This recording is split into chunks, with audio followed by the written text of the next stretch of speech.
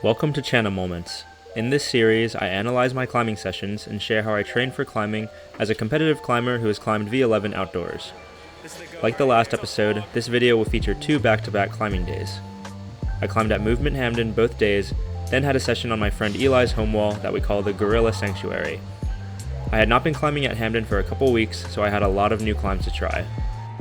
I've gotten a lot of requests for videos on more of my off-the-wall training, so I made sure to film some this week. In this training cycle, I'm doing core, fingers, and weighted chin-ups twice a week. One of my main core exercises is these ab rollouts on rings, but I hold the extended position as an isometric on each rep. I'm doing weighted chin-ups instead of pull-ups to see if my one-arm pulling power will improve with more bicep-focused exercises.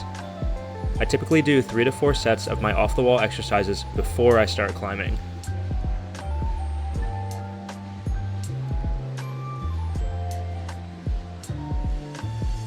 I started my climbing session out on the slab wall. This V4 was a little foot coordination skate that was pretty easy if you committed to moving on the feet. Next I got on this yellow V6 that was really tough for me. The holds were incredibly friction dependent and it's not possible to stand on the wall without hands. The start hold was sloping and the feet were awkward. Then the next 2 holds after the start were a tiny foot chip and 2 very sloping edges. I had a really tough time getting any friction on the holds to stay on the wall. After falling probably 15 times on it, I was definitely starting to crash out. I did end up sending the boulder after a bit, but I didn't get it on video. On the newest set, there was this super crimpy V9 that Eli sent pretty quickly since he's really good at this style.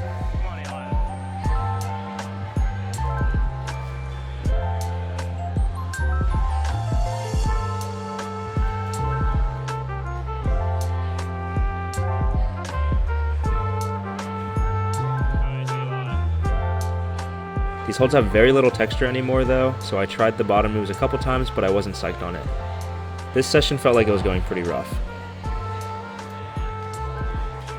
This crimpy V6 was also on the new set, but it was challenging for me because one of the crimps at the bottom was about a quarter pad, but it felt easier after the first few moves.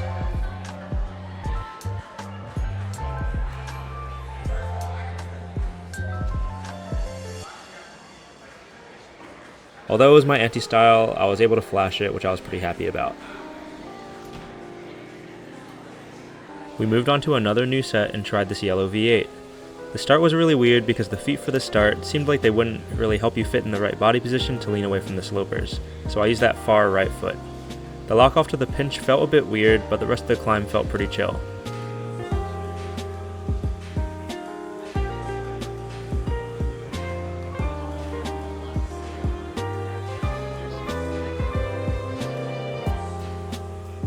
Eli and I both managed to flash it. This white V9 was the hardest climb on the set, but it also felt quite awkward. The vertical rails were not in-cut at all, so it was pretty friction dependent again.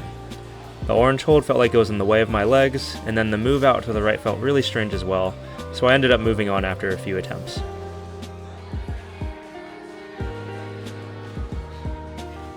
Because the session was going rough, I wanted to end it by doing climbs and movement that I thought were a bit more fun. Eli and I decided to repeat some of the old boulders. This purple V9 was a really fun dynamic slab from the Summer Smackdown competition last month. We do this alternate start beta jumping onto the blocked foot that makes it a bit more challenging. We both stuck this move first try of the day and finished out the rest of the boulder. This white V9 on the 45 was a power test piece, but it's quite soft to me since it suits my style. I actually campused it for my flash attempt, but it was kinda desperate, so I repeated it and tried to clean it up this session. That was the end of this session, so I went home, slept, and returned about 12 hours later to coach one of the competitive teams at the gym. I made up some moves and climbs while coaching, so I got videos of those.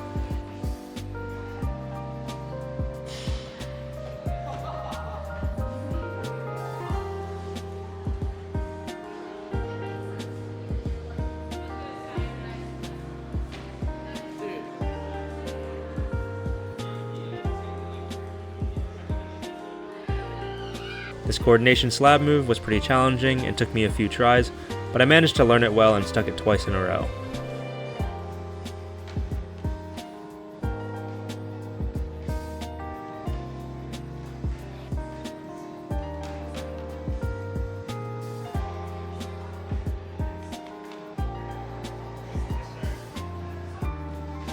I also wanted to repeat the V6 that I got frustrated on the day before.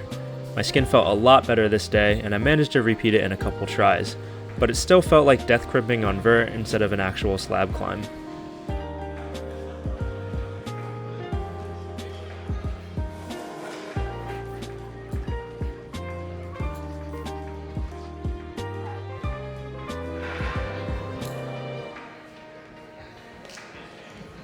The next part of this climbing session was at Eli's home wall. There was this 4-step coordination move that I wanted to set since I've seen it plenty of times on social media, but I don't think the gyms around us would ever set it. Unfortunately, I forgot to set screw some of the holds, but I stuck the move shortly after.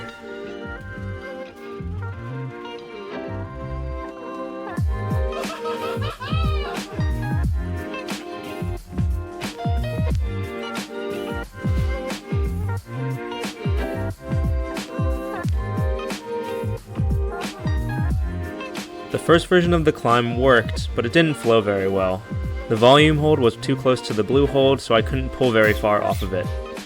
I moved it farther left so that when you hit it off the blue hold, your right arm is more extended and you can pull farther to the left. Because of this, I could also move the green jug quite a bit farther away.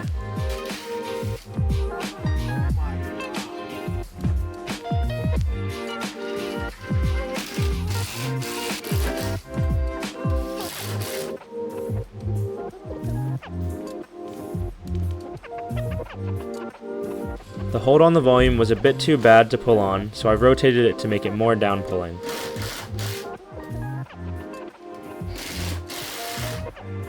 This helped me get to the green jug, but bringing my right hand down to that blue side pull was too precise. I replaced that right hand with a large flat edge to take out the element of precision. This worked out, but I thought the hold on the volume was too good now and it was a bit sharp on the fingers. I replaced it with a larger, slopier hold, and this was the final product. It wasn't perfect since we had limited holds in space, but the movement was forced and it would be good practice for Eli.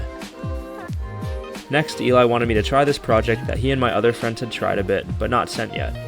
It was powerful on pinches and slopers, so I was really psyched to try. This was my flash attempt. The third move was the crux, but I felt really good on it and kept my feet on. The next sloper wasn't great, but I had good movement and minimized my swing.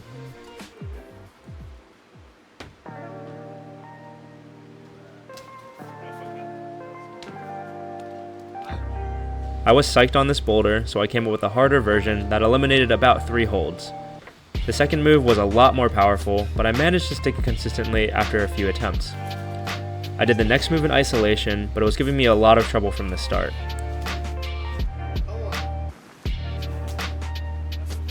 The last move was a lot tougher without the toe hooks on the original version, but I got really close to sticking it.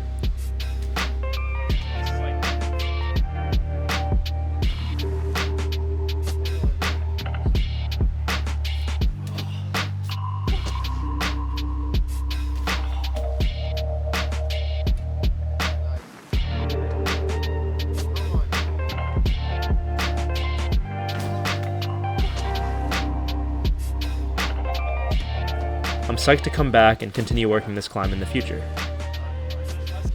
To end the session, Eli had me try this climb with a fingery and shouldery start and a crux finish match on a sloper.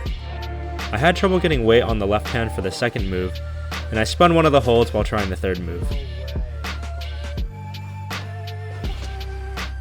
I figured out beta that would work better for me for the second move and gave a final red point burn.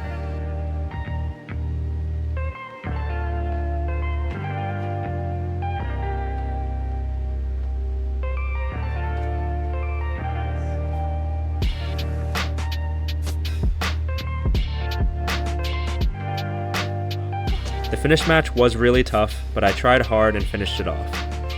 That's the end of this episode. I was really happy with the content I filmed this week, and I hope you guys could see more of what my normal sessions are like. If you have any questions or suggestions, feel free to comment them below. Thank you so much for watching and supporting the channel, and subscribe if you want to continue seeing climbing content like this. I'll see you guys in the next episode.